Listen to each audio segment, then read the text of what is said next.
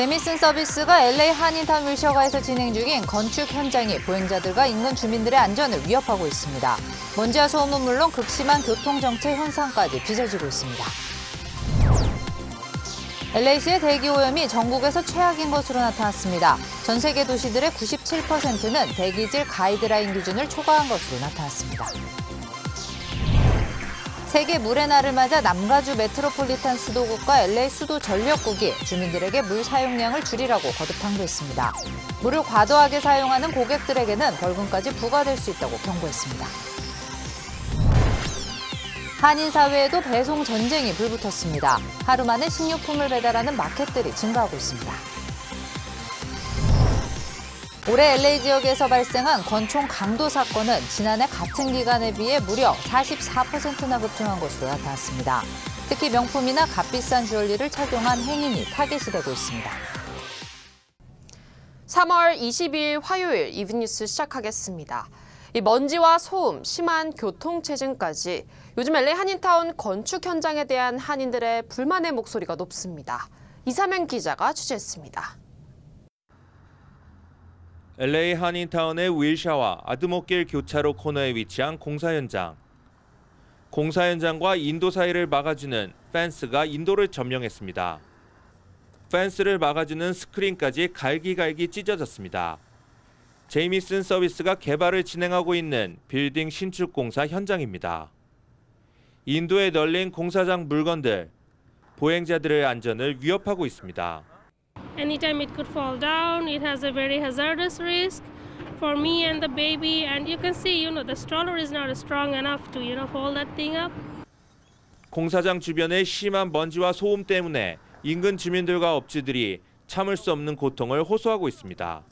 퇴근을 매번 하다 보니까 이제 목에 자꾸 걸려서 호흡기가 안 좋아지는 느낌이 확실히 있어요. 이렇게 가드 이렇게 다 무너져 있고 지금 도로를 침범해서 이렇게 나와 있는데 이런 거 안전상의 문제가 많이 될 거라고 생각하고 있습니다. 더구나 공사장에서 흙을 나르는 트럭들을 관리하는 신호수도 실종됐습니다. Yeah, I'll report them. But, if they're doing stuff that's not safe, they'll get fined. Right? So they're just getting away with it because no one's saying nothing. 공사장을 드나드는 차량을 교통정리하는 직원도 전혀 찾아볼 수 없습니다. 모두 불법입니다. 플래그맨이 있어서 큰 차 같은 것들은 나오고 들어가고 또 트래픽 컨트롤도 해줘야지 되고 그런 게 하게끔 다 되어 있고요. 공사 도면에도 써져 있어요. 그렇게 하라고.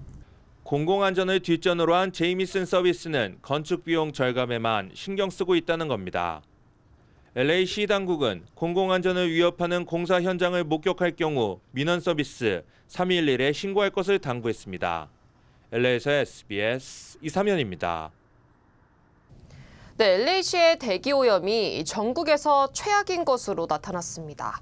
대기질 모니터링 사이트 IQ에어는 LA시의 대기오염 농도가 전국 2,400여 개 도시 중 가장 심각하다고 밝혔습니다.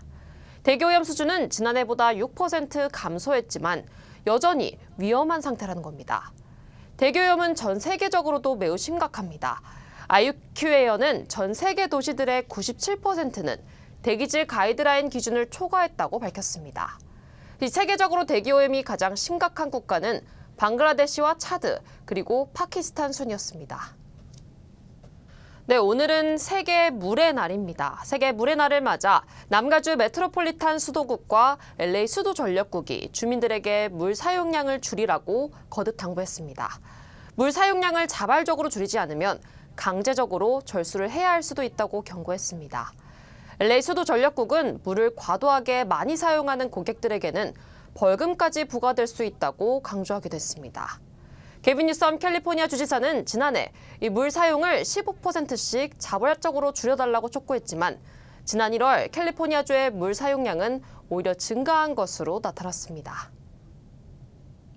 네, 요즘 모든 게 온라인으로 주문이 가능한 시대입니다. 신선 제품인 농수산물도 오늘 주문하면 내일 도착하는 하루 배송이 인기입니다. 한인 사회에서도 하루 배송 전쟁이 불붙었습니다. 김윤아 기자가 취재했습니다.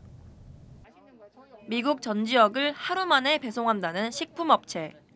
이 업체는 한나절 배송에 영업력을 집중했습니다. 농수산물을 배송하는 데는 속도가 성장을 위해서는 가장 중요하다는 겁니다. 미국 전역에 있으신 분들이 한국 농산물들 좋은 물건들 해서 드실 수 있도록 만약에 손님이 오늘 주문을 하셔서 저희가 오늘 준비가 돼서 나가면 그 다음 날 받으시는 거예요. 하와이 같은 경우에도 바로 받으셨다고. 하루 배송 시스템을 도입한 이후 이 식품업체의 매출은 6배나 급증했습니다. 전체 주문의 거의 대부분이 하루 배송인 만큼 빠른 배달의 중요성은 더욱 커졌습니다. 2021년 6월 번개 배송 서비스 출시 이후에 주문건 기준으로 6배 성장을 이뤘습니다. 그리고 전체 배송의 95% 이상이 번개 배송으로 이루어지고 있고요. 네. 그러니까 미국에서 쉽게 먹을 수 없는 저희 한국인들이 좋아하는 회로 먹을 수 있는 전복이나 정육 제품들도 인기가 있습니다. 한인 사회에도 배송 전쟁이 불붙으면서 하루 배송만을 전문으로 하는 온라인 식료품 마켓도 등장했습니다. 오후 2시 이전에 주문하면 다음 날 오전까지는 배달을 완료하겠다는 겁니다. 매년 365일 오늘 2시까지 예를 들어서 딱 오더 하시면 다음 날 아침 그 12시 전에 집에까지 다 기사님들이 딜리버 해주십니다. 이 같은 하루 배송 전쟁은 바쁜 생활 리듬에 맞춰 생겨났다고 설명했습니다. 아무리 이제 한국 마켓이나 이런 데 가까이 사는 사람들도 엄청나게 많이 그 고객으로 저희가 모시고 있습니다. 바쁜 주부들, 애들도 있고, 그리고 이제 그 일하는 분들은 이제 나가서 마켓 보고 이렇게 들어오려면 또 몇 시간 걸리고 이런 분들을 위한 서비스죠. 한인 사회의 배송 전쟁은 더욱 치열해질 것으로 예상됩니다. LA에서 SBS 김윤하입니다. 올해 LA 지역에서 발생한 권총 강도 사건은 지난해 같은 시기에 비해 무려 44%나 급증한 것으로 나타났습니다.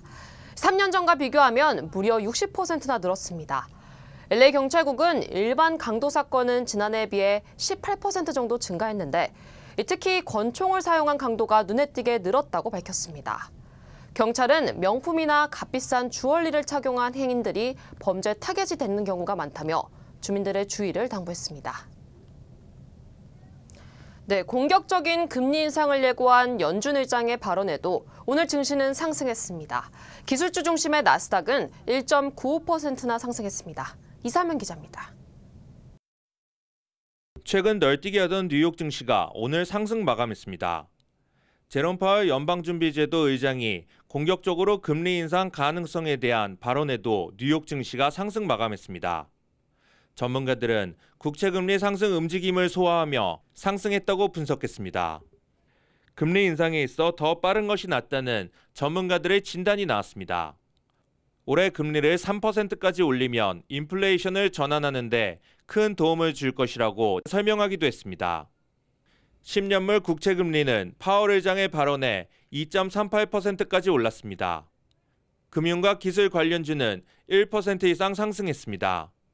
나스닥 지수는 1.95% 급등했고 S&P 500 지수도 1.13% 뛰었습니다. 다우 지수는 전장보다 0.74% 올라 장을 마감했습니다.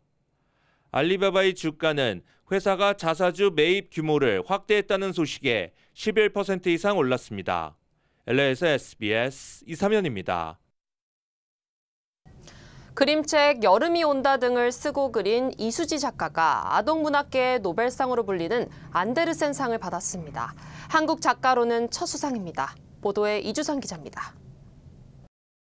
The 2022 winner of the illustrated category is Susie Lee, submitted by the Republic of Korea section of IBI. 이탈리아 볼로냐에서 열린 국제 아동도서전 개막식에서 안데르센상 수상자로 이수지 작가가 선정됐습니다. 2016년 첫 후보에 오른 뒤 두 번째 도전이었습니다. 종이책의 특징을 살려 아이들의 현실과 환상 세계를 펼치며 시각 언어로서의 가능성을 확장하고 있다고 평가받았습니다. 상은 동화의 아버지로 불리는 안데르센을 기리기 위해 지난 1956년 만들어졌는데 2년마다 글과 그림 작가 1명씩을 선정합니다. 작가가 지금까지 창작한 모든 작품을 종합 검토해 예술적 가치와 공로를 따지기 때문에 아동 문학계의 노벨상으로도 불립니다. 한국 작가의 수상은 처음이고 아시아에선 1984년 일본 작가 미스마사 아노 이후 38년 만입니다. 이 그림의 힘이 만들 수 있는 이야기라는 점에서 이제 주목을 하면서 또 그 캔버스가 아닌 다른 책이라는 매체와 어떻게 결합될 수 있는지 이런 거에 대해 관심이 많았어요. 이 작가는 지난달 그림책 여름이 온다로 볼로냐 라가치상 픽션 부문 우수상 등을 받으며 국제적으로 주목을 받아왔습니다. 문학이라든가 미술이라든가 이걸로 잡힐 수 없는 제3의 장르라고 생각을 하거든요. 그래서 그림책만의 고유한 예술성을 인정받고 사람들에게 더 그렇게 인식됐으면 좋겠다는 생각이 들어요. 안데르센상 시상식은 오는 9월 말레이시아의 국제 아동 청소년 도서협의회 총회에서 열립니다. SBS 이주상입니다. 네, 신임 LA 한국문화원장에 정상원 국립국어원 기획연수부장이 임명됐습니다. 정 신임 문화원장은 오는 31일 부임할 예정입니다. 박희진 전 문화원장은 국립국어원 기획연수부장으로 내일부터 근무할 예정입니다. 네, 우크라이나 소식입니다. 우크라이나에서 피해온 한 어린이가 많은 사람들에게 감동과 위안을 선사했습니다. 어떤 이야기인지 노동규 특파원이 전해왔습니다. 네, 그렇습니다. 주인공은 올해 7살 난 우크라이나 소녀 아멜리아입니다. 이 아멜리아는 폴란드로 피란을 오기 전 자국의 수도 키이우의 방공호에서 드레스를 입고 애니메이션 겨울왕국의 주제가 레딧고를 부르는 모습이 SNS에 퍼지면서 많은 이들에게 감동을 줬는데요. 그 노래가 전쟁의 한복판에 있는 시민들에게 위안이 됐다는 겁니다. 폴란드 중부도시 우치에서 열린 자선 콘서트에 아멜리아 양이 출연해 그때와 똑같이 맑은 목소리로 이번에는 우크라이나 국가를 불렀습니다. 아멜리아의 노래에 스타디움을 채운 수천 명이 휴대전화 불빛을 들어 화답했습니다. 공연은 폴란드와 우크라이나 예술가들이 우크라이나를 돕자며 마련한 행사로 TV로 생중계됐는데 우리 돈 4억 6천만 원가량의 성금이 모였습니다. 현재 아멜리아 양은 오빠와 할머니와 함께 폴란드에 피신해 있지만 부모는 아직 키이우를 탈출하지 못한 걸로 알려졌습니다. 한 남성이 성난 목소리로 시위대에 달려듭니다.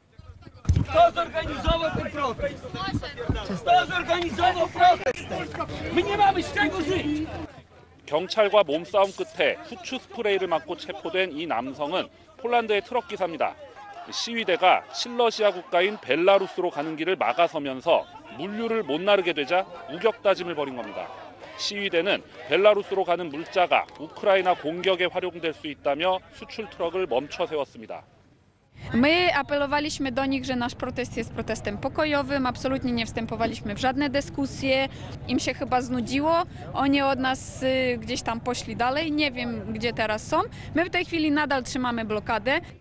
이뿐 아니라 지금 폴란드에선 우크라이나 난민들이 유입돼 범죄를 일으키고 있다는 등의 확인되지 않은 정보가 퍼지면서 폴란드 내부 갈등 조짐도 보이는 양상입니다. 지금까지 폴란드 프셰미실에서 SBS 노동규입니다. 네, 바이든 대통령은 푸틴이 궁지에 몰렸다면서 러시아군이 생화학 무기를 쓸 수도 있다고 경고했습니다. 러시아군은 우크라이나 교역의 중심인 남부 항구 도시를 겨냥해 집중 공격을 이어가고 있습니다. 안상우 기자입니다. 우크라이나 남부 도시 헤르손. 개전 일주일 만에 러시아군에 점령됐지만 수백 명의 시민이 러시아의 침공을 규탄하기 위해 광장에 모였습니다. 그런데 잠시 뒤 총성과 함께 섬광 수류탄이 시민 사이로 떨어집니다. 놀란 시민들은 뿌연 연기를 뚫고 황급히 대피합니다. 비무장 상태인 시민들을 해산시키기 위해 러시아군은 장갑차를 동원하기도 했습니다. Moscow is afraid of our army, so they are fighting civilians. This is a state terrorism.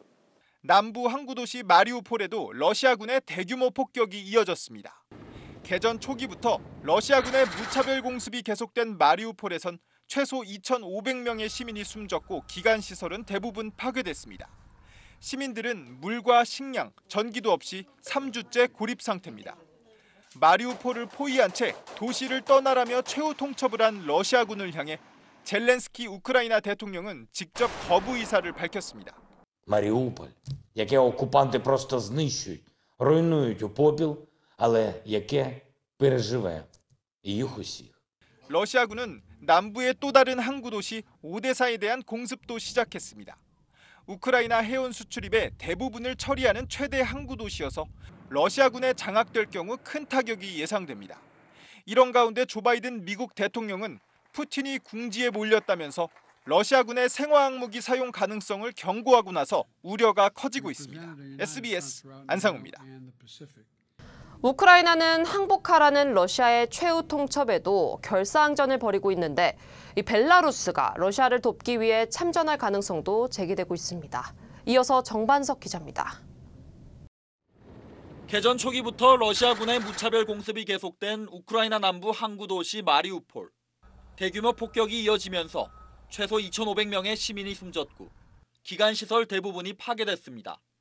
시민들은 물과 식량, 전기도 없이 3주째 고립 상태입니다. 젤렌스키 대통령은 러시아의 무차별 공습으로 마리우폴은 아무것도 남지 않은 폐허로 변했다고 밝혔습니다. Маріуполь, яке окупанти просто знищують, руйнують у попіл, але яке переживе їх усіх.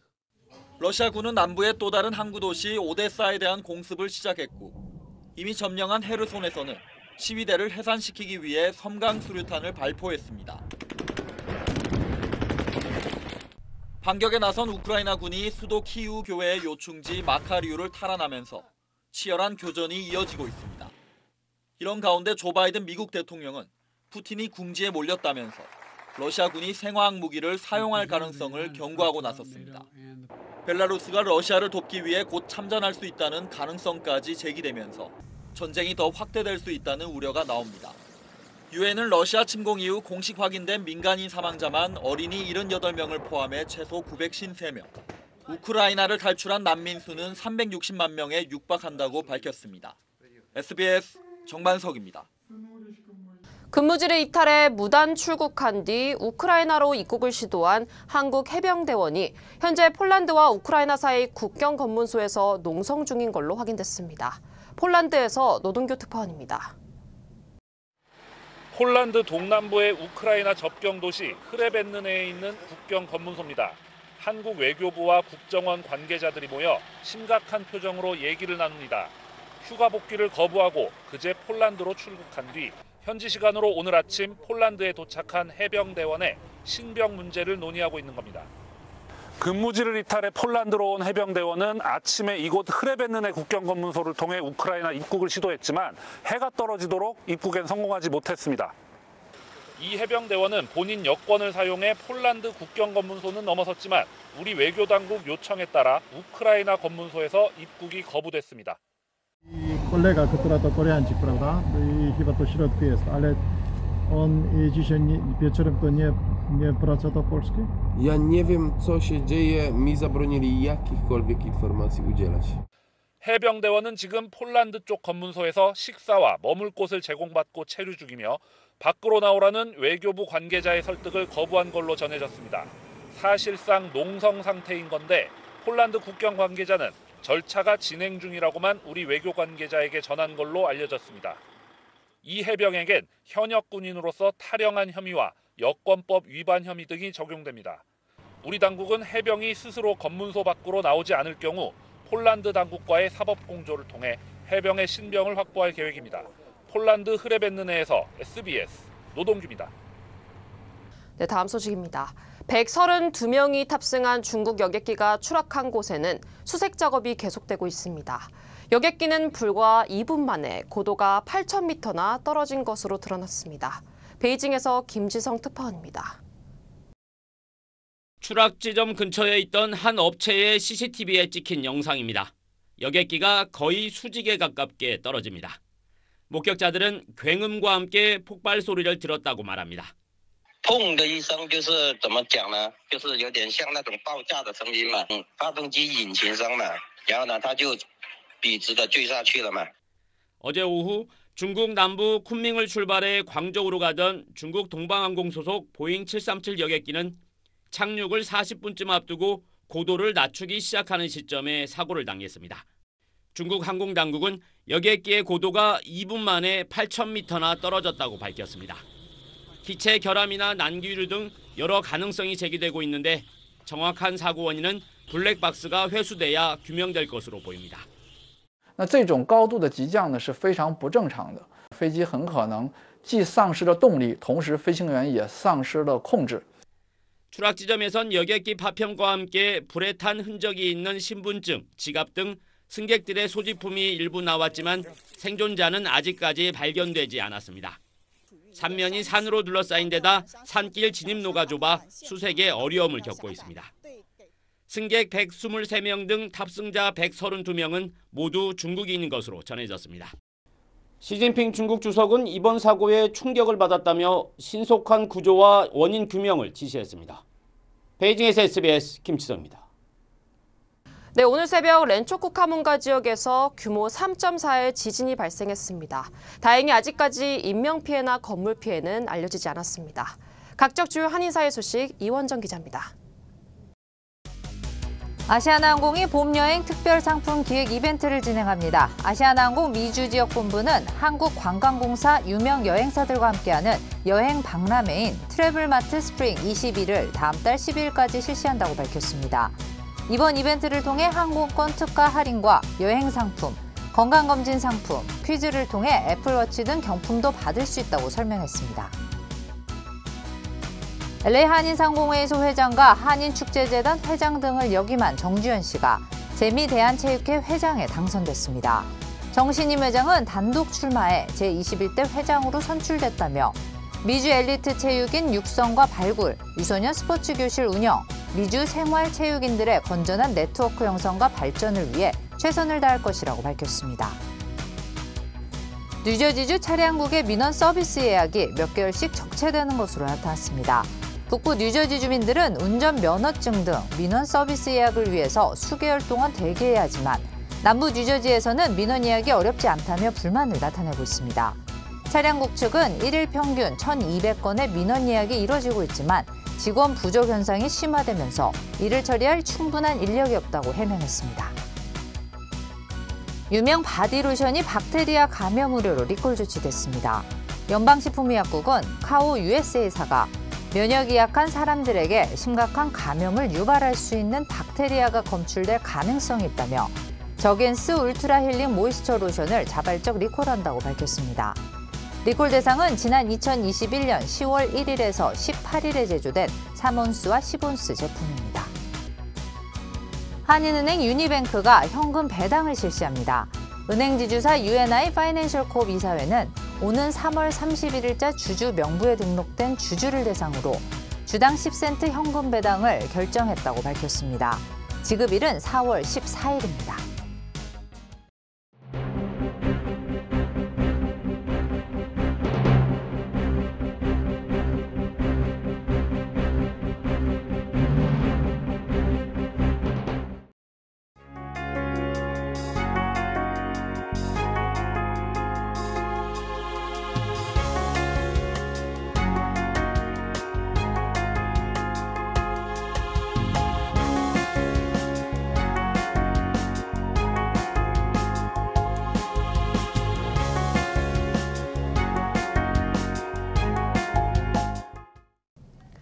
오늘도 베벌리힐스 주얼리샵에서 떼강도 사건이 발생했습니다.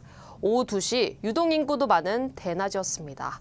5명의 떼강도는 망치로 창문을 깨고 침입해 물품들을 훔쳐 달아났습니다. LA 지역의 권총강도 사건, 지난해보다 44%나 급증했습니다. 3년 전에 비해서는 무려 60%나 늘었습니다.